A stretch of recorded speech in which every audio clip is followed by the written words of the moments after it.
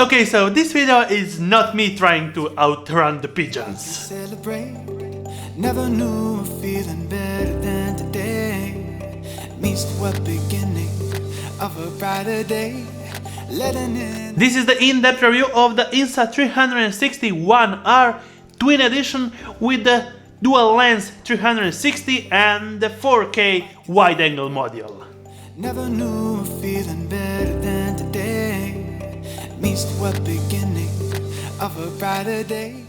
I'm still waiting for the 1-inch Leica module, so I moved on straight to this Twin Edition review.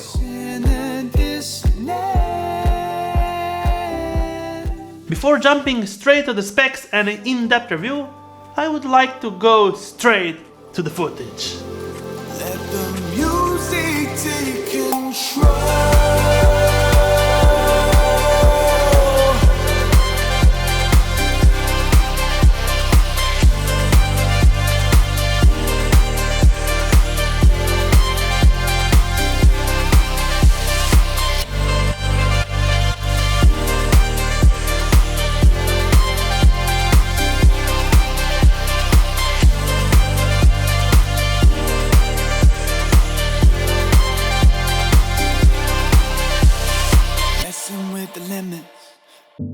We've come so far, and now let go. Let the feeling take its toll. We've worked so hard, now don't you know? This is music for the soul. Let the music I have been playing with the Insta One R the last 7 days, and I might have found the new best action camera for the 2020. Well, we are ready for the unboxing. I got the Insta360 One R Twin Edition that packs the dual 360 lens and the 4K wide-angle lens. You will also get the USB-C charging data transfer cable, manual, stickers, lens safety guards, the 1/4 GoPro style mount, action case and lens cleaning cloth. A pretty decent package. Let's go straight to the best feature of this action cam, the modular design.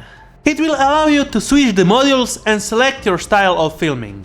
First, we have the dual lens module that packs two 180-degree field of view lenses with an aperture of f2 and a 7.2mm field of view.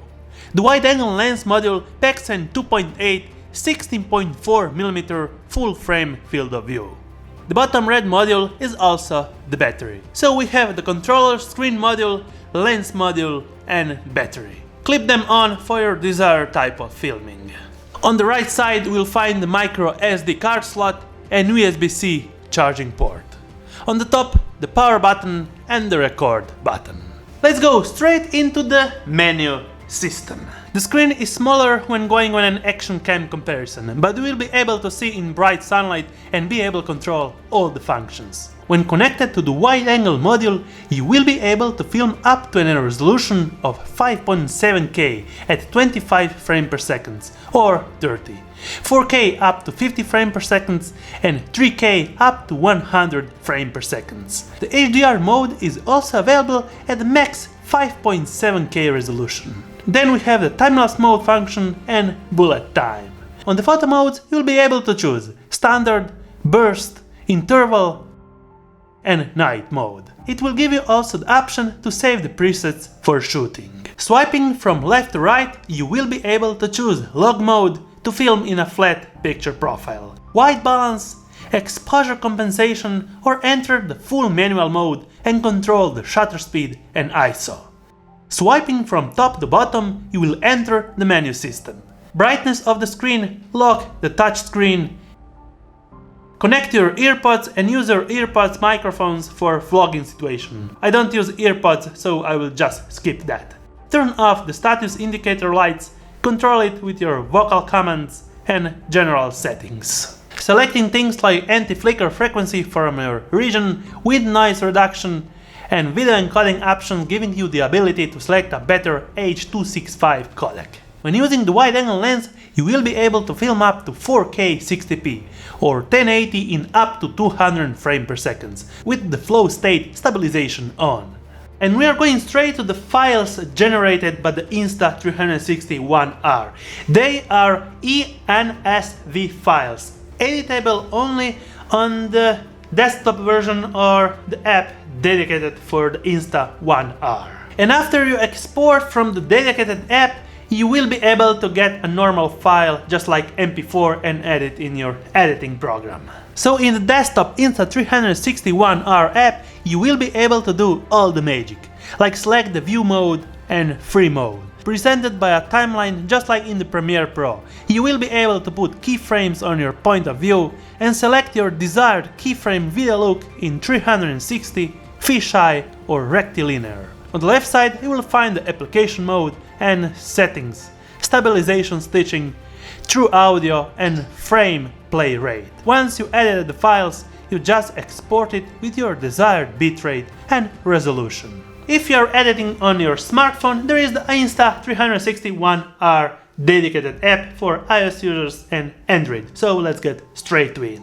Just like the desktop version, you will be able to put keyframes and select your point of view and aspect ratio. Select the flow state stabilization, direction lock, chromatic calibration and more. One great thing that you will be able to do with your smartphone app, actually put a tracking point on a person or subject and make a tracked dedicated shoot in post. The built-in AI feature will be able to track and recognize the shot of interest. And just like in this example, track my BTS shooter Mirko the whole time while we are filming this sequence. And you can actually do it manually and select your tracking subject and it will be tracked and exported. Just awesome. And if you want to get a juice on how it looks in my studio using the 360 field of view with the dual lens module, this is the perfect time and actually test the internal microphones and how it sounds in this studio low light environment. I went out also to compare the Insta360 One R